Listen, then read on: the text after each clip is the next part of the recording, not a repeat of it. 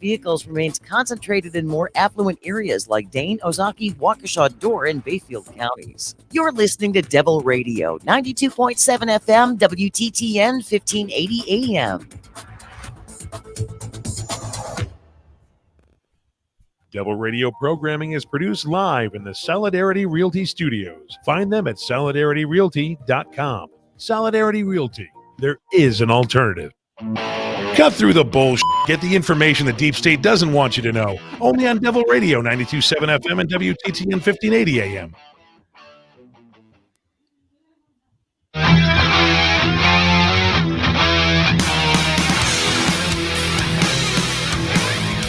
It's time for the Packer Outright Opinion Show with the Hafeman Brothers. These brothers grew up in Packer country and are passionate, lifelong Packers fans. They tell it like they see it, keep things informative and entertaining, and have some fun along the way. But they are who we thought they were, and we let them off the hook. Bring your questions and comments and enjoy your time with the Hafeman Brothers. If you want to crown them, then crown their ass.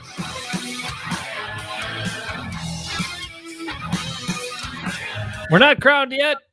It is 2-1 though for the Green Bay Packers, tied with the Chicago Bears for the North lead. The Lions coach did him in against the Vikings for whatever reason. The Vikings. The Vikings are 2-1 too. I forgot. Yeah, three 2-1 teams, 1-2 team. That's the NFC North.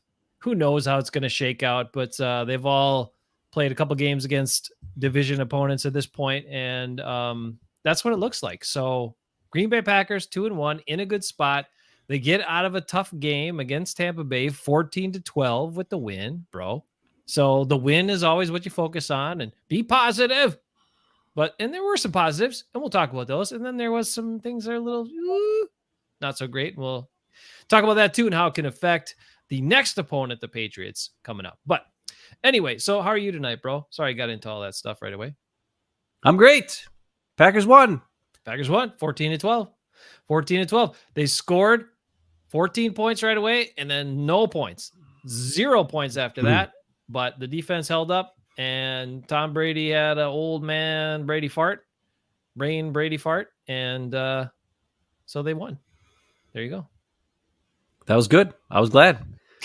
I mean, they could have called holding on defensive backs in the game on Tampa Bay about 75,000 times. They could have called holding on Christian Wirfs about 67 million times in the game. They didn't call any of those. So, it's about time they called the delay of game call. They didn't call it on the play right before that when they scored the touchdown. So I would hope they would have called it eventually. And they did finally on the 2-point conversion. So thank the Lord they finally called some penalties on them because, they were getting away with a lot in this game. And, so we needed that to happen. But all in all, a win is a win is a win is a win.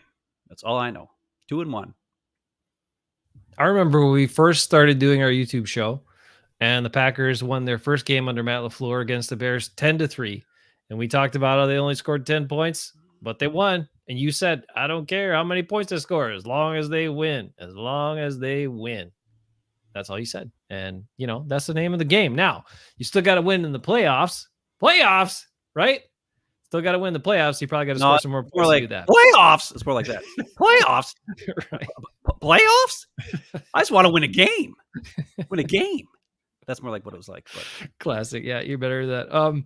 There were some shining stars from the game. And then we have a new feature tonight that we're going to get into here this first segment as well. But a couple guys that really stuck out to me. Let's talk about some of the standouts from the game. Romeo Doubs, rookie receiver Romeo Doubs. We heard about it all week. He's going to have to take a bigger role in this game. He took a bigger role. 8 catches in the game, 70-some yards. Had a touchdown, his very first professional touchdown in an actual NFL game. Looked good. Did some good things. Could have had more. Could have had a few more balls come his way too. Yeah, but apparently, Aaron Rodgers doesn't like throwing a 5-yard slant when a guy's open on 3rd down or 2nd down or whatever. All right, it was. we'll I don't know. I don't want to get into that right now. But what I'm saying is, Romeo. He's fine. He's fine. Yippee skip. I don't. Whatever. He's a guy. He's not that great.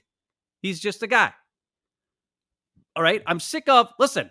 Would you say nearly as good as Devontae Adams and way cheaper, though, right? He's the same as Devontae. Devontae's not that great either. I don't know. Everybody thinks he's so great. Look at the Raiders. Have they won any games? No. Did he go there and turn them into big, successful winners? And everybody's be like, well, Derek Carr stinks. No, Derek Carr doesn't stink. Derek Carr's pretty dang good, actually. One receiver can make a difference. Okay? The offense can. Guys getting open can. Stuff like that can happen. Lazard had a great game, too. Randall Cobb had a couple awesome catches and turned down the Jets. I didn't know he even had the Jets in him anymore, but he ran for 40 yards on one, ran for 20 on another one on a quick catch and go. You mentioned that the other night. We didn't know Randall Cobb still had it in the tank. I'll take any of that stuff. All those guys did great. All the receivers did great. The issue is not the receivers. We've been talking about this all summer for anybody who listens to our shows. And I'm sorry I'm yelling, but I'm just kind of like sick of it's the offensive line, everybody. We've been talking about it all summer. The offensive line. Wait a minute. We were supposed to be so worried about the receivers. We weren't worried about you and I weren't. No, I know. All the Packer Nation is all. We got to get Julio Jones. Yeah, Julio Jones. He sure helped Tampa Bay on Sunday, didn't he? Good thing we didn't sign him. How many other guys did they say we had to pick up? Go pick up this guy, pick up that guy. No, it's not the receivers. The receivers are all pretty decent. Okay, Christian Watson dropped the pass deep. Okay, we know that first game. But the offensive line is the issue. Now, I know you're trying to get positive, but it's just, I'm sorry I'm getting freaked out on this receiver thing. Yeah, Romeo Doubs had 80-some yards on 90, how many catches it was. It was a Devontae Adams game, okay? Under 10 yards per catch. It's not anything to write home about. He just got a bunch of targets and caught them, and that's good, okay? Any receiver can do that. And he doesn't cost $141 million. So right, and that's awesome. But you know who else does better than that? Amon-Ra St. Brown for the Detroit Lions. Destroyed everybody. Okay, that guy is a killer. Yeah. Okay, I'm just, I don't know. He's fine.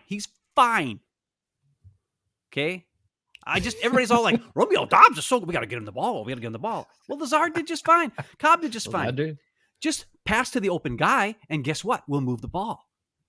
I don't know. Maybe that's something we can do. I'm sorry. Okay. No, you're fine. I gotta calm down. It's good. And Lazard, I'm just saying the kid stepped up, made the plays over there, got open, looked pretty good. He's not anything that, you're gonna he's not gonna be a huge game changer type receiver, but he is gonna be certainly a good pro, I think, and a solid pro, and we'll take it.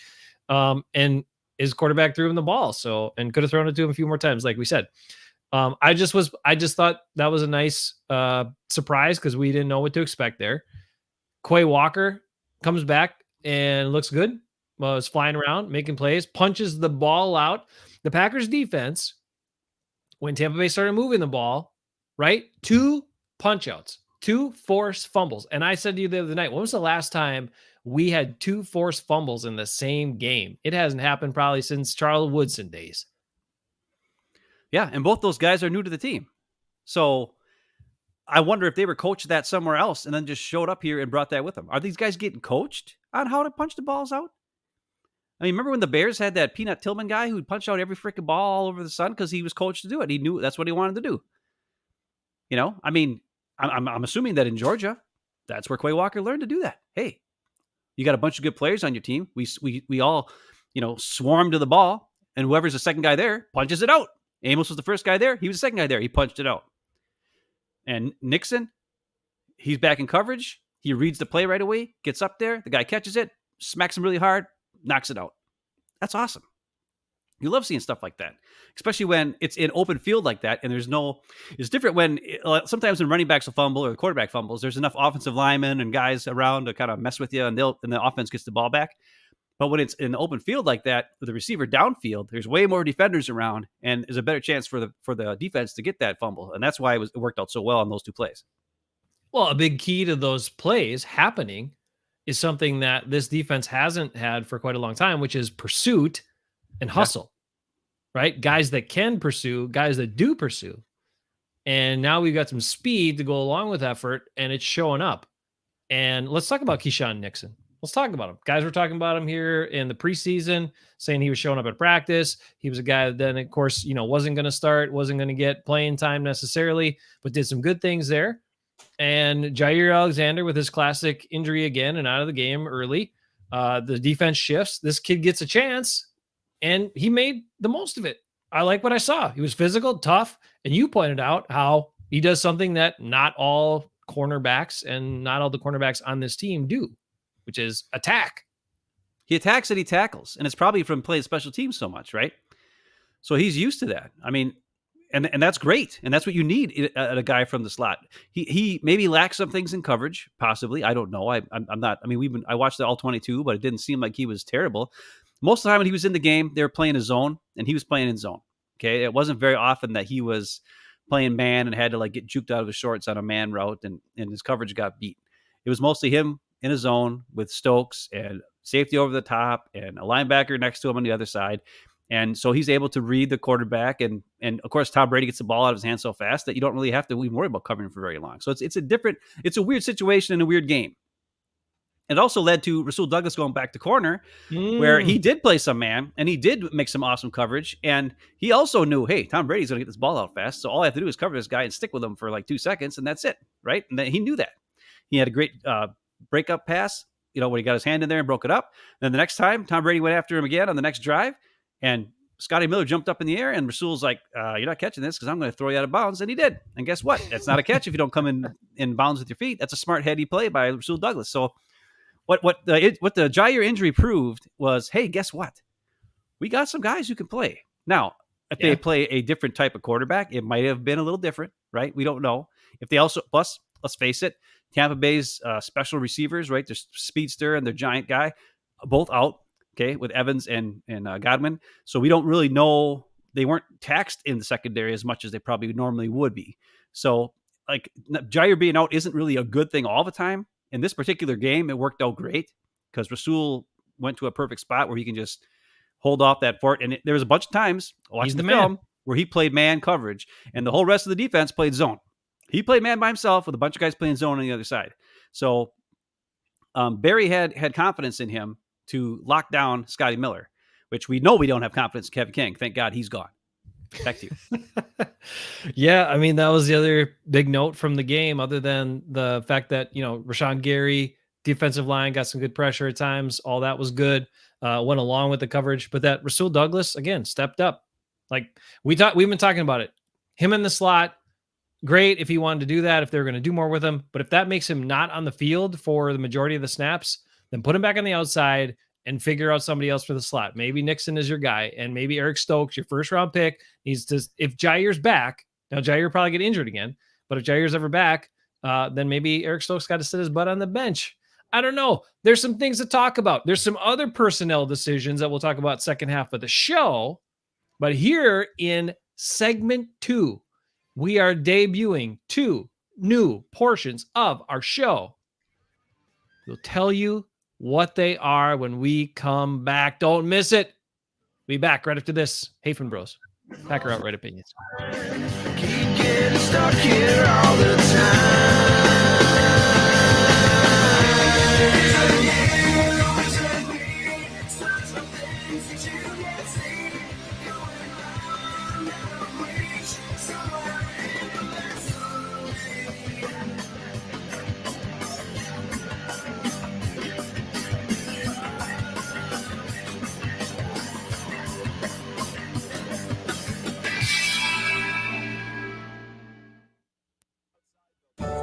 Hi, this is Brad from Zero Res. If you need someone to help with your carpet cleaning, business or residence, please give us a call. We have the best system available and an amazing team of friendly technicians. Call us at 848-9000 or schedule online at zeroresmadison.com. Hey, Liza, how does it feel to be a radio show host? It has been awesome. Great. Many interesting people. The truth, I've learned so much, been able to laugh, and really grown as a family caregiver. Listen to the Empowered Caregiver Show with Liza and Kristen each Saturday and Sunday at 8 a.m. Our show is here to lift up caregivers through education and support while also crazy stuff. Up their invaluable Those 2 women that do that show, amazing stuff, man. Right here on Devil Radio 97 FM, WTTN 1580 AM. They bring such great perspective as mothers, as parents, as Rick Smith, host people who had to care for kids with on the air autism, other challenges and stuff. It's really great stuff. Right here on Devil Radio, That's good. WTTN. This guy, Rick Smith, he's crazy about the unions, and I like that about him, but, Tune in and help us rebuild the American dream. Check out our website at thericksmithshow.com. The Rick Smith Show, where working people come to talk. Weeknights, 8 to 10 p.m., right here on Devil Radio, WTTN. Dad loves unions, too. Have a Devil Radio app? No, it isn't. Download the Devil Radio. Unions help build that generation, man. And then mom, not so much. I can remember her going on strike for like a penny. Remember, and she got all mad. Doesn't matter. The When Devil they go Radio back from strike, and the group came back for like a penny more or something. Well, She's like, why do we do this? Because the toilet seat unions were like toilet paper thin. A mix of clouds and sun tomorrow. It's like single ply toilet paper was all they put up. 49. Come on, guys. Could have done better for Olsenite. Olsenite. Again, low of 42 tonight. Highs reach 67 tomorrow. For Civic Media, I'm meteorologist Derek Height. Currently, it's 55 degrees. Devil Radio, your fix for progressive talk radio from Fitchburg to DeForest. Always streaming at darnwi.com.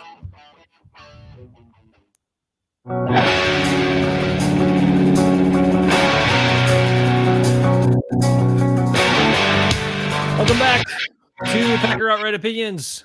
It is Jason and Ben Hafeman, the Hafeman Bros. We are here for you Friday nights on Devil Radio 92.7 FM and WTTN 1580 AM.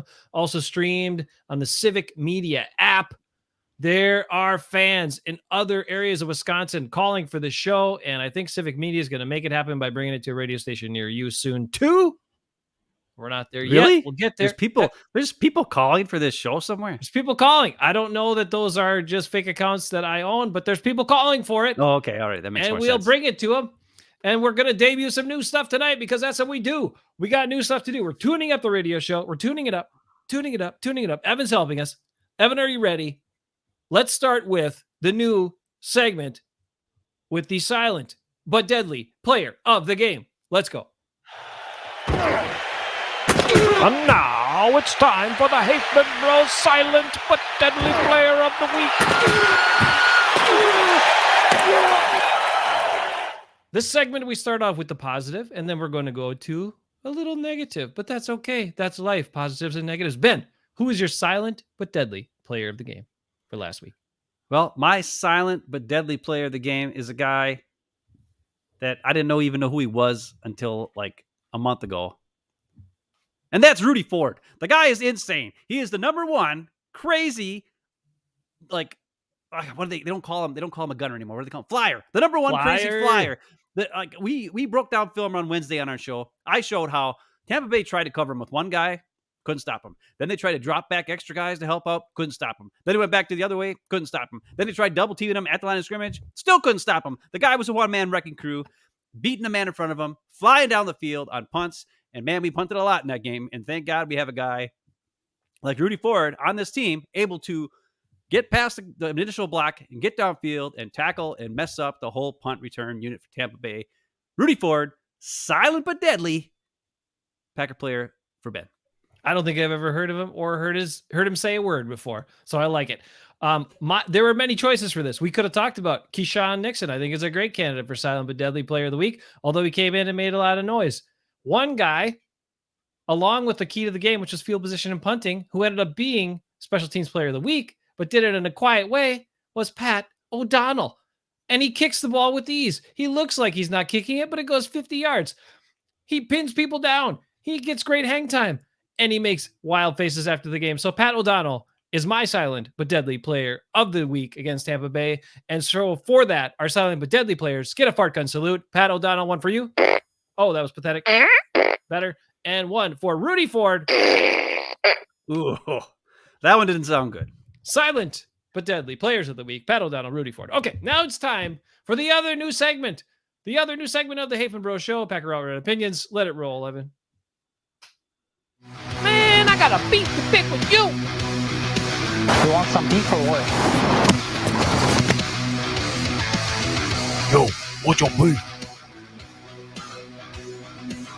Come on, boy. It's beef time. We're playing with the idea, is this Ben's beef? But then I have beef sometimes too. Is it Ben, Jason's beef, Hafeman Bros beef, the weekly beef? I don't know yet, but it's beef time.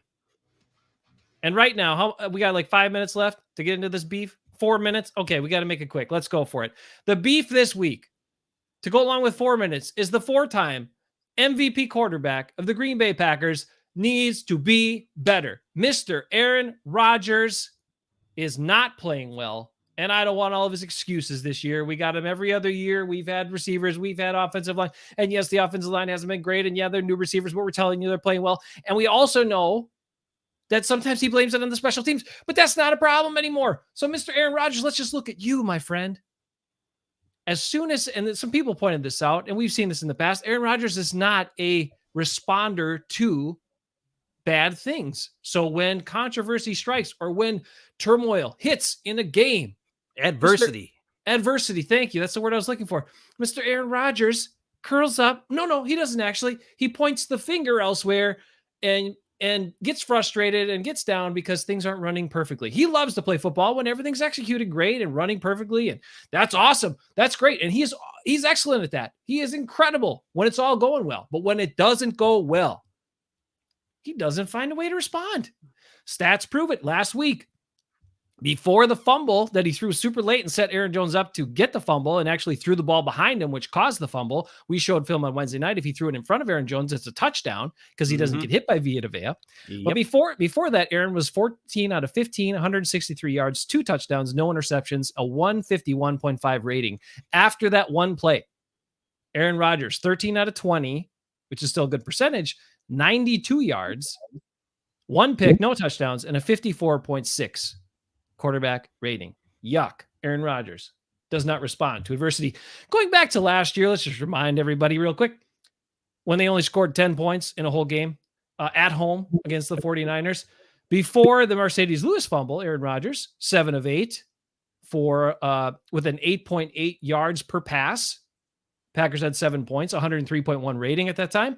After the one Mercedes Lewis fumble, 3 points scored by the Green Bay Packers, 13 out of 21, good percentage again, but only 7.4 yards per pass and an 84.4 rating in a home playoff game. Aaron Rodgers does not respond. So he gets the beef this week. You need to respond to adversity if you're going to be the highest paid player on the team, one of the highest paid players in the league. And if you're the great hope for Super Bowls, let's go 4-time MVP quarterback Aaron Rodgers. We got enough problems with you thinking you're smarter than doctors, thinking you're smarter than scientists, thinking you're smarter than your coaches. We need you to play football better. Aaron Rodgers. Be better at quarterback. Be better for the Packers. Be better for us. Coming back on the other side, it's Hafeman Bros, Packer Outright Opinion. Sorry I didn't let you talk that segment, bro, about that stuff, but I had some stuff to get off my chest. Also, Aaron Rodgers, 21st in yards so far. Quarterback rating below 100. Pick it up. 4-time MVP. Let's go. We'll be back.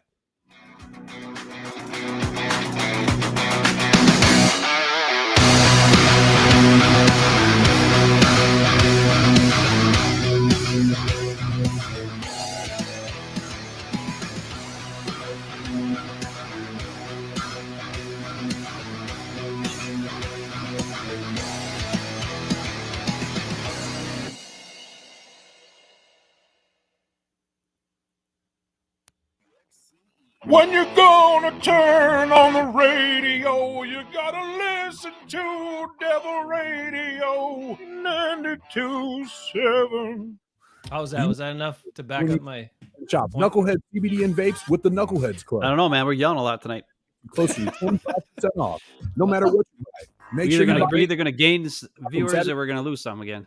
50% off Wellness and Wellness Plus, including Delta 8, THCP, CBD, and more. We might gain some but lose some. It might be an even trade, or maybe come off better on the other side. Who knows? Either way, got to tell the truth. You got to call out the stuff when it happens. That's what we do. Yep. Make sure you buy Knuckleheads. Next week, the beef is yours. On their feet and is comfortable working with computers. My beef start with the play calling, and I'm sure it'll be the same dumb play calling next week, so I'll have plenty to talk about. You, a UPS store on Madison's East Side, or looking made those promos today. My spare time. Hopefully you like them. I don't know.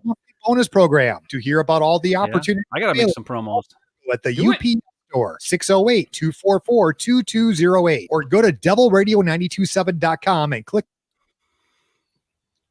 But hey, do it. That's good.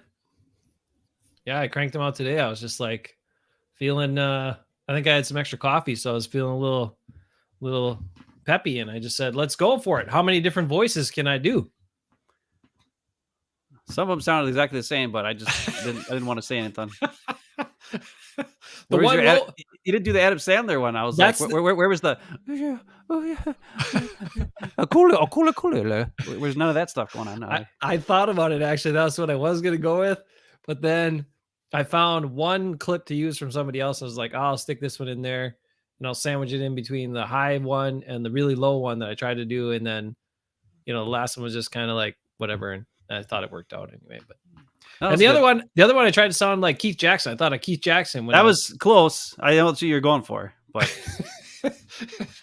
I think Brett Favre is better Keith Jackson than you. Remember his flapjacks and the what about flapjacks? And I don't know. I can't do Keith Jackson. I can do Sean Connery. I can't do Keith Jackson. I can do Elmo. I can do Elmo. You can do Elmo and Mickey Mouse apparently. Let's hear it. Yeah, let's hear it for the people on YouTube. No, they don't want it. There's nobody even here. There's a couple people there. Mom and Dad are there. 100%. We have a guy who does a local car dealership who does commercials with his daughter. Yeah. And when I hear him in the radio, I drive around with Olivia, my daughter, and I'll do the same. I'll do the lines they do, but I do him as Goofy and her as Mickey Mouse because they're so bad, because they're all like, and what did you need for the like it's really bad at like voice, like they don't know how to talk normally. Yeah, so, they're reading scripts, right? Yeah, so they're reading scripts, and it's really not the best. But anyways, it's perfect for Mickey Mouse. The way she reads it is like exactly the way Mickey Mouse. The founding editor of Up North News. It's hilarious. Not everyone can be a voice actor. Up North News helps you stay informed on the day. That's what I want to be. I think that's what I should have been too. Take the looks out of it. We report the day's top stories and like cut through the both sidesism that makes a lot of news products so vague. We're a newsroom that's not afraid to stand for something and call things as they are, not what a consultant would want us to say so that no one is unhappy. Plus, we share stories about Wisconsin people, places, food, events, and more. We love living here. That's why it's worth fighting for. But to get our democracy functional again, news has to be something that helps a voter feel informed, not overwhelmed. Along with my daily headlines and commentary here on the radio, you can find our stories on Facebook, Twitter, and Instagram. Search for Up North News WI. Don't forget the WI. And sign up for our daily newsletter at upnorthnewswi.com. Up North News is unabashedly Wisconsin news.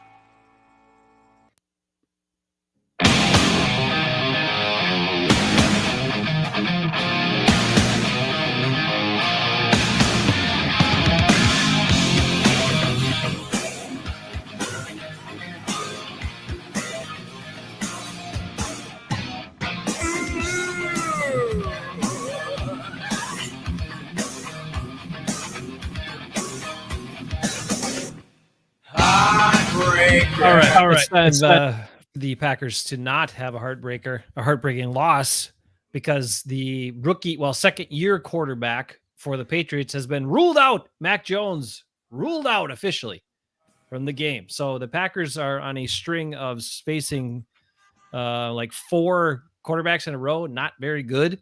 So the defense should dominate, even if the offense kind of stinks up the joint or 4-time MVP doesn't hear my call from last segment and pick up his game and all that stuff. Or they say, oh, we're just going to have Aaron Jones run over everybody and AJ Dillon. All the different things that can happen that would be good. If those things don't happen, the defense should be able to handle these next couple of quarterbacks, including Brian Hoyer coming up here against the Patriots Sunday at 3:25. Ben, so, they don't play the Patriots a lot. Because it's an AFC opponent and, it's every 4 years or whatever it is. So there's not a big history here, but team's a lot different from the last time the Packers played the New England Patriots. Well, I mean, it goes down to was it Brady or was it Belichick all those years, right? And with Brady gone, the Patriots have kind of stunk up the joint. And I don't really think that Belichick's a bad coach because, as a matter of fact, I think he's a pretty awesome coach and pretty dang good at his job. Matter of fact, I wish LaFleur would do more things like he does. A lot of times Belichick will find the weakness of the opponent and attack it. And he'll also look at his team and like he has certain players on defense and on offense where it's like, this guy is really good at doing this one thing or this one thing. And I'm not going to ask him to do anything else. So yes, when he's on the field, he's probably going to do whatever it is. Like if there's a guy who's good at blocking, in the running game, He's going to be out there to block in the running game. He's not going to be out there like a tight end. He's not going to be out there to receive catches. He's like Mercedes Lewis or whatever, right? So, and then on defense, if there's a guy who's good at coverage, he's out there to cover. And if there's a guy who's good there at covering against the run, he's out there to cover against the run. And you'll see him switch to all players, which means Aaron Rodgers could do some awesome stuff where if we get 12 men on the field or when they're changing guys because of different down and distance situations. So that's one thing you can look for as a Packer fan, is look and see if Aaron Rodgers maybe can get more 12 men on the field calls because of some substitutions that Bill Belichick likes to do. But also he does, though, put his players in the best position to succeed. The problem is their team doesn't have the greatest players anymore. And I don't know if they ever really did have the greatest players. Maybe they just had the greatest quarterback and the greatest coach of all time. And then the rest of the players are just okay. I don't know. But now they don't have the quarterback anymore. And the coach is in his 70s or late 60s or 70s, whatever he is. And he's not quite the same guy as he used to be. But it's still him. It's still Bill Belichick. And you still have to be ready because he can find a weakness. And he'll never say anything bad about his opponent. No, that's for sure. But at least not in public. But in his facility, he's talking about this guy, and here's a weakness here, and here's a weakness there, and here, watch this, Josh Myers, he can't block and cover, and when he's moving in motion, Royce Newman's got a problem sometimes. If you get up on him right away, he doesn't have the strength to fight it. Right? Boom. Okay. Well, they might attack that with that sort of thing. They also might see, oh, hey, guess what? Savage isn't very good when the ball's in the air, so we're going to take a couple deep shots wherever Savage is because we know he loses the ball in the air. Same thing with Stokes. He will see that on the film, and he will attack it on the film or in the game. So that's one thing you have to look for as a Packer fan. Like, you don't think that the Patriots are going to come to town and the Packers are just going to steamroll them, especially the way they've been playing offense, Packers. But it's going to be a tough game, and I think the Packers will win. But you have to be smart about this and not expect them to just steamroll them. It's going to be, they might, but Belichick will have his team prepared 100%. And he will not make mistakes in game like Matt LaFleur sometimes is known to do. Yeah, and he very rarely has poor defensive teams, even if the offense is struggling. Now, look, they made the playoffs last year with a rookie quarterback. So, and not a lot of star power or guys on the team that everybody knew were household names or big athletes or high draft picks. So he knows how to coach people. He knows how to get the most out of him. And that's one of the things I love. I mean, he does so many different things that other coaches wouldn't do where, I mean, you look at the history of him as a coach, and I think that's why so many people marvel at him, and not just all the winning, but I mean, the winning is ultimately it, but also a lot of the cool stuff he did. Like, he would have game plans from game to game that were a 180-degree difference. I mean, you remember some of those games where they'd run it 80% of the time and throw 20% of the time, and they had Tom Brady as their quarterback. And that's just what they decide was going to be the best for the team to win this game against this opponent. He's very much studies his opponents, knows his opponents, and tries to put his team in the best position against that opponent, which is pretty awesome. And then the other thing I love that he does is he will find a way defensively to take away, if you're heavy on one weapon. And I go back to like the old like video clip where they had him talking to Ocho Cinco, and he was like on the Bengals or something, and he was all ready for a game, and he went up to him before the game and just said, "Yeah, you might as well just take the game off. We're doubling you all game. We're doubling you all game." He told him that before the game, double teaming you all game. So, just take the game off because no balls are coming your way. So if this was Devontae Adams still on the team, that's what he would do, right? And then I don't know what would happen, but no, Devontae Adams actually makes it better for the Packers because who's he going to try to take away in this game? I guess it's got to be Aaron Jones in the run game. Right. It might be Aaron Jones in the run game, right? Like, right. And they have the horses to do it. They've got big guys on the defensive line. They've got linebackers who are thumpers who are able to stop the run. So, and let's face it, the Packers' passing offense has not been that great. You just talked about Aaron Rodgers in the last segment. So that could probably be the key. They might just shut stuff down the run here and force us to pass the ball and force the receivers to get on the same page with Rodgers. And, that needs to happen. The other thing, I just want to bring this up because it's a cool thing. I don't know if anybody cares. That's fine. As a football fan, there's a video, I think it's called Do Your Job or something like that. It's a video of the Patriots Super Bowl season, the year when they played the Seahawks. And it goes into detail on that last possession that the Seahawks had the ball on the 1 yard line, and Russell Wilson, they decided to throw the ball and got intercepted, at the 1, and then the Patriots ended up winning the Super Bowl and all that kind of stuff. And it shows Belichick, and he's on the sidelines, and all of his coaches are in the headset saying, "Hey, because they were expecting them to at least kick a field goal or score a touchdown, and then they would get the ball back, and then they'd have a chance maybe to go down and kick a field goal to win the game or whatever." And his coaches are in the headset saying, hey, Bill, do you want a timeout here? Don't we want a timeout here? And Belichick is standing there and he's looking at the Seahawks sideline and he's seeing how guys are running it off. And like Pete Carroll and the offensive coordinator, I think it was Darrell Bevel at the time, right? They're kind of confused. And he's looking at it, he's like, yeah, I know. And he's watching him. And he doesn't call a timeout because he doesn't want, and after in the interview, he says, yeah, I just felt like something was wrong there. They weren't all on the same page. And he's like, I didn't want to bail them out with a timeout so that they would be ready. Like, let's make them waste their timeout if they really want to do it. And of course, the very next play is Malcolm Butler picks off Russell Wilson on that 1 yard pass, and it gets the Super Bowl again. And it's just cool to see something like that where a guy he just had a gut feeling, and based on what he saw on the sideline, because he wasn't even looking at the players, he was strictly looking at the sideline of the Seahawks and what the coaches were doing, and he could see that there was like a miscommunication or guys were having an issue. Like some guys were like, "Hey, we should be running Marshawn Lynch," but they chose to give Russell Wilson the chance to be the superhero, and of course he wasn't. And then the Seahawks lost, and of course the Patriots won. And it just shows you how, sometimes it's intuition, sometimes it's awareness of everything around you, understanding your opponent, all that kind of stuff. That's why Bill Belichick is the man. He makes mistakes at times, yes, he does, but the more and more confidence he has over all the years is he can do that sort of thing, right? Just like when they beat Sean McVay, everybody's talking about Sean McVay, how great he was in the Super Bowl a few years back, right? He helped, and they were killing everybody with a bunch of points. And they get that Super Bowl, they scored no points. I mean, Belichick shut them down like nothing. Because he created a defensive alignment that nobody had run before. Right. And that's the stuff we have to look out for. So like, if Packer fans think this is going to be just a piece of cake, it's not a piece of cake. Yes, their players aren't as good. And that is the truth. But when you're coached well and your team is solid and disciplined, they can win games if your team is not coached well and not solid and not disciplined. So hopefully LaFleur's got these guys on task, and he's telling them every day, hey, I know this isn't the same Patriots team.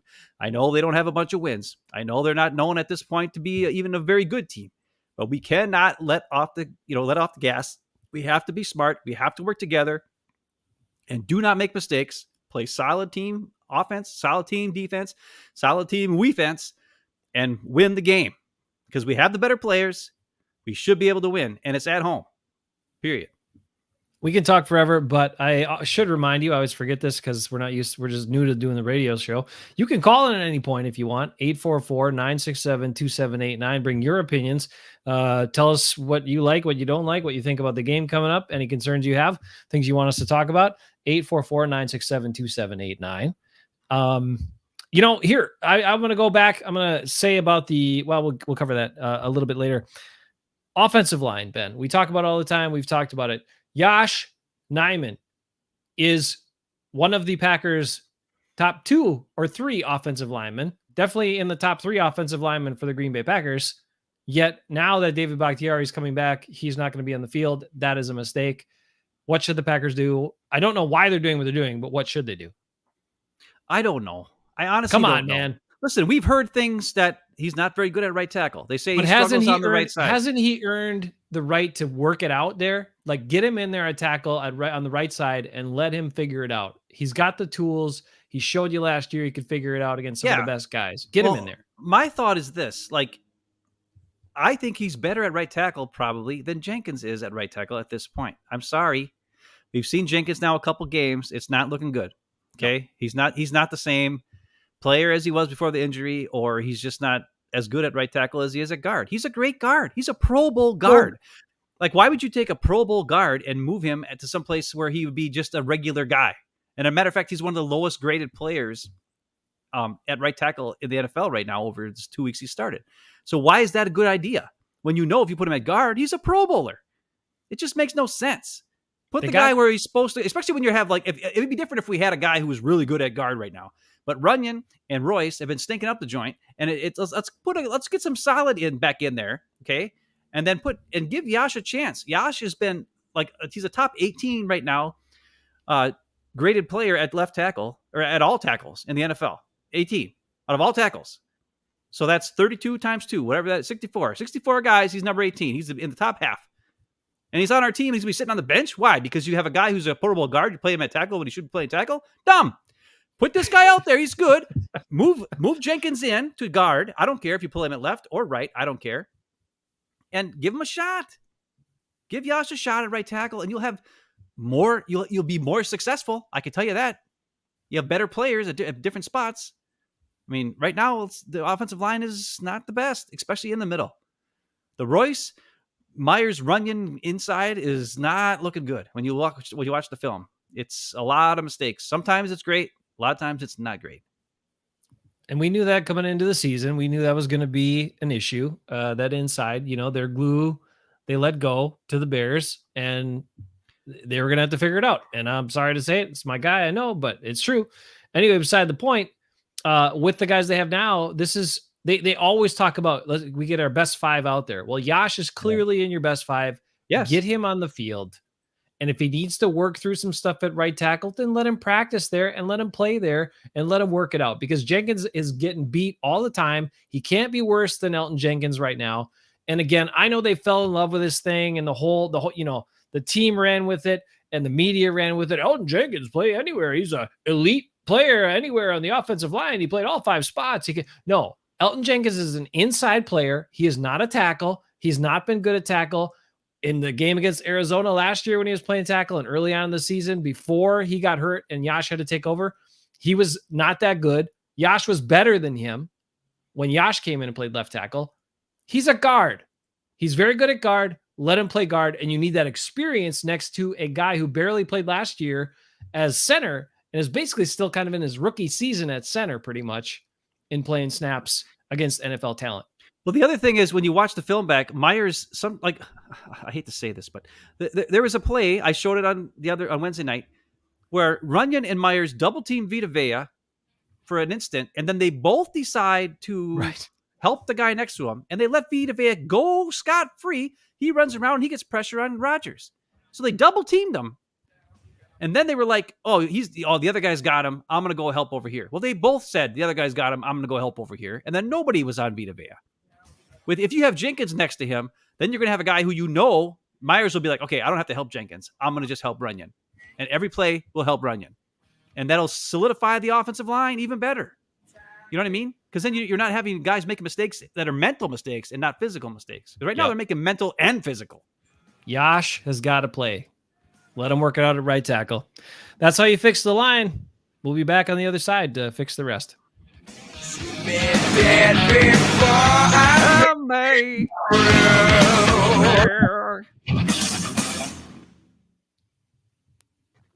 Listen to your favorite political talkers no matter where you are.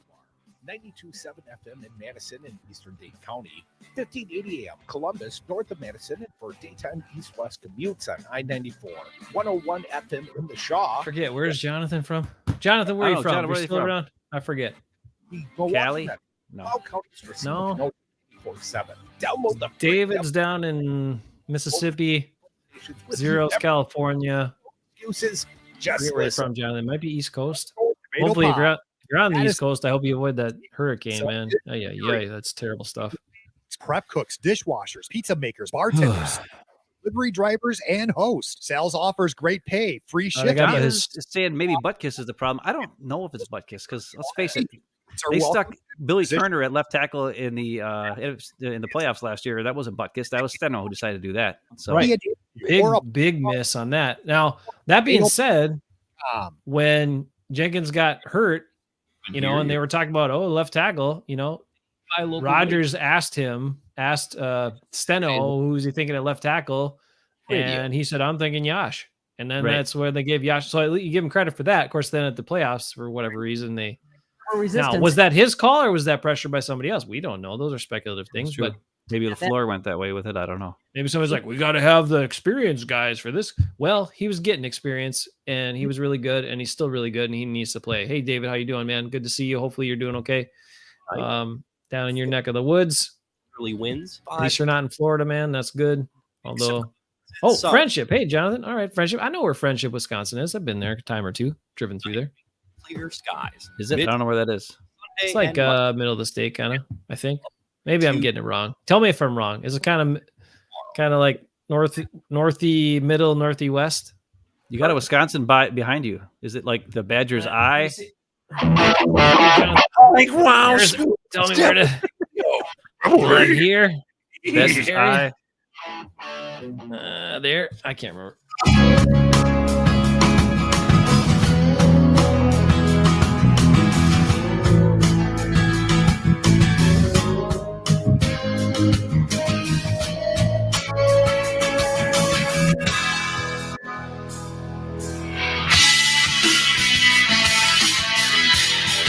once performed this song with my brother's band. Actually, they played and I was able to sing, thankfully, because I don't play instruments very well.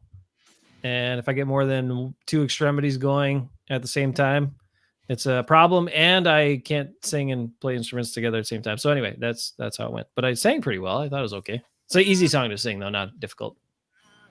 Well, it's a lower song, thank God. Right, for most people. Makes it a little easier. But yeah. Anyway, I had a little that going.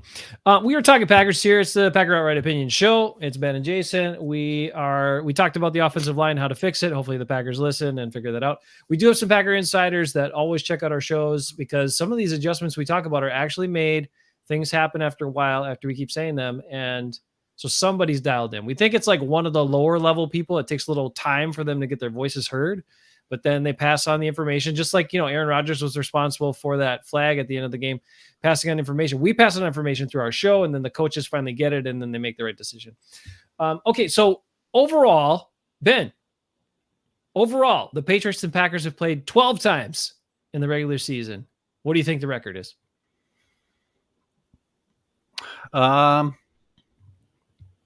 First game was in... I'm going to say... 1973.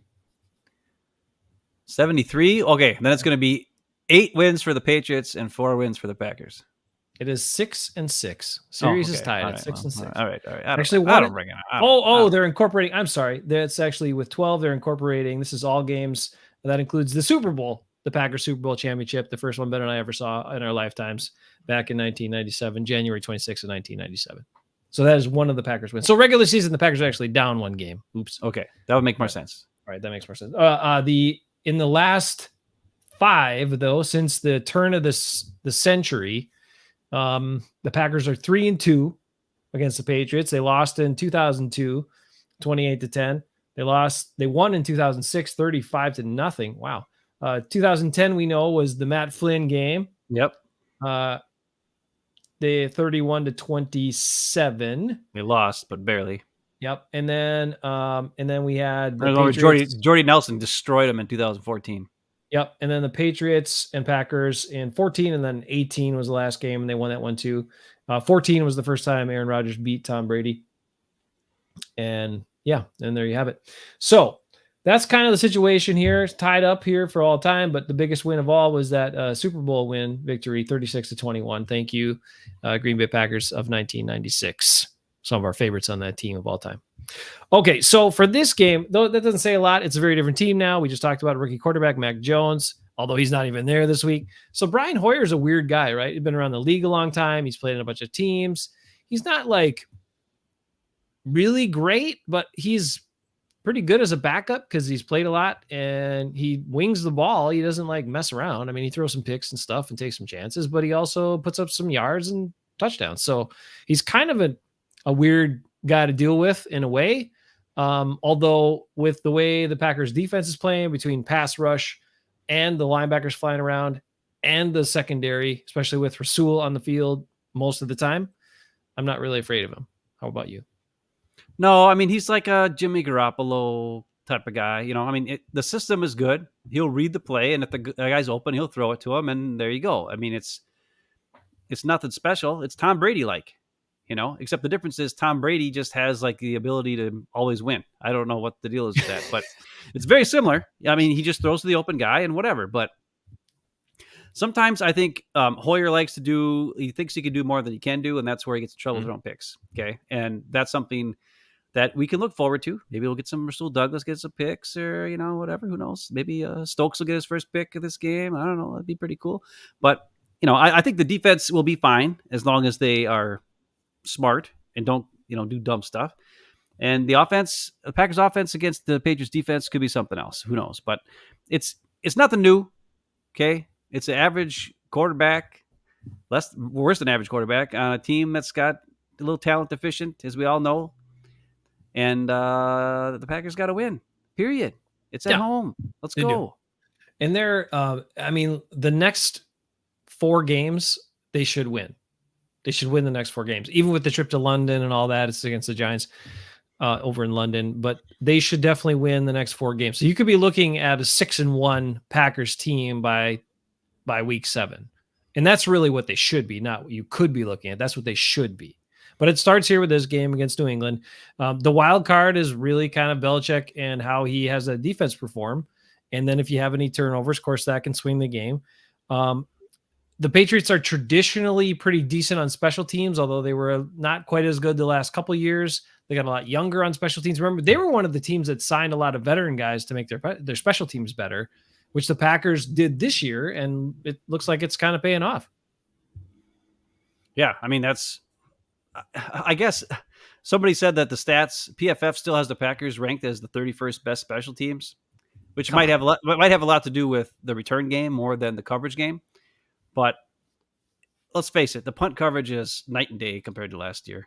And the kickoff coverage, Mason Crosby so far has been kicking the ball out of the end zone a lot of times, or at least in the end zone, which is, made some teams not bring it out. So we don't have to cover. If you kick in the end zone, you don't have to cover anymore. So that's great. So it's the stats, I guess, on PFF say, hey, guess what? You guys still stink. But the naked eye tells you the Packers special teams is much better. And it's because they brought in guys who buy into being on the special teams and want to work hard. And there's nothing wrong with that. When you got a bunch of guys who are that good. And we all remember, the Patriots a lot of times would sign guys from the Packers that were pretty good and they're on their special teams. Joe Andruzzi, I know he was a starting guard for them for a long time, right? Mm-hmm. And some other guy, I think Chris Gizzy, before he came back and became the weightlifting guy for the Packers, I think he was on the Patriots too for a while. So I don't know. They sign veteran players who are under the radar that other teams don't value, but they know that they're hard workers and good players. So you got to look out for that. Yeah, it's definitely paying off. And I guess that rest for Mason also paying off because it does look like he's kicking the ball a little farther, and that's great. We haven't seen a lot of field goal attempts yet, and we'll see what happens once we get to that. Score predictions. It is time for score predictions because the show is almost over. So if you have score predictions in the chat, throw them in there. Jonathan, David, anybody else, and Mom and Dad, and anybody else. Ben, what's your score prediction for this game? I think this is the game where they're going to finally put it all together. I think it's going to be 31-17. Ooh, 31-17. Packers. Yeah, I think they're going to Packers. I think they're going to finally cream them. They're going to finally get it going. It's just the right situation. They didn't have a great game last week, so I think the coaches are going to be really on their P's and Q's with these guys, and they're going to put together for this week. All right. I'm going to go with 28-14. Packers double them up and win. Go to 3-1, stay on top of the division. It's written. Packers win again. Hafeman Bros said it. Be ready for another beef next week and also the next silent but deadly player of the game. We'll be back next week for more Hafeman Bros.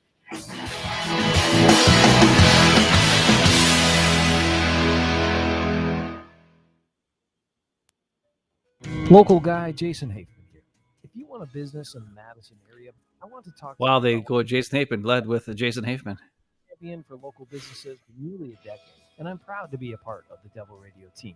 With a focus on community and local business, we create customized promotional pieces that are effective and represent our ad partners. And we connect them with Devil Radio's 2713, 2410.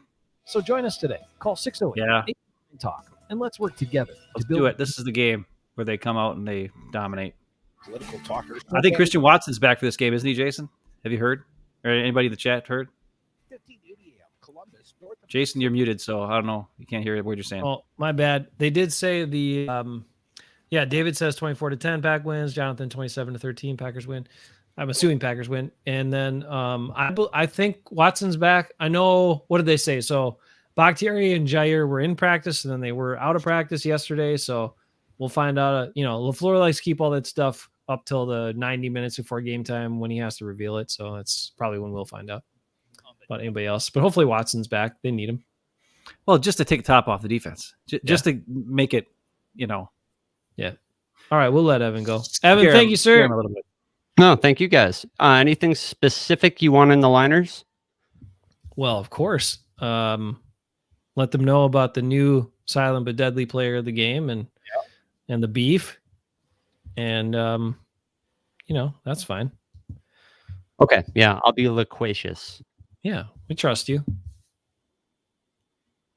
Well, cool beans. We just need more callers. Where are these guys at? You know? Most of our regular people, 7 o'clock's kind of a bunch of them volunteer for or officiate high school football or Sure. Which is happening. Yeah. Right now. Yeah. So that's kind of what a bunch of them are doing. But so we'll have to tap Will. We'll have to get Will to call in. Well, I'll reach out to one of our other good friends. He got COVID just a few days ago and he's having a struggle with it. So all right. Yeah. He's down for the count. We'll get him. Well, cool. Okay. I'll be here for a little bit yet. If you need anything, hit me up, Ben. See ya. Peace be with you. And also with you. Thanks, Evan. And thanks for doing Sunday too. Appreciate it. Yeah, I was just talking to Crudy about it. He's like, why are we doing this? Like that's what they wanted. Over what? Reruns of Pizza Box and Native Roots? Like, that's what they wanted. Just now he was throwing out man, maybe we should just do a live show, since we're gonna be there at attention for 2 hours rather than breaking into reruns every 15 minutes for 2 hours. I don't know. I told him, hey, whatever, Yeah, he can do whatever he wants. I mean, I don't know. That's what he told me. He told me, well, he didn't want to do a whole show for that. And that's funny. As of tonight, he's like, I can just tell that he doesn't want to do it. He's one of those guys. If he's going to do it, he wants to do it. So I don't know. We'll see what he says. I'll be down though. I appreciate it, man. All right. Have a good one, Evan. Thanks. Oh, homecoming tonight. Okay. Yeah. Olivia's at homecoming. Holy cow. She's going out with her date tomorrow. I'm not happy about that.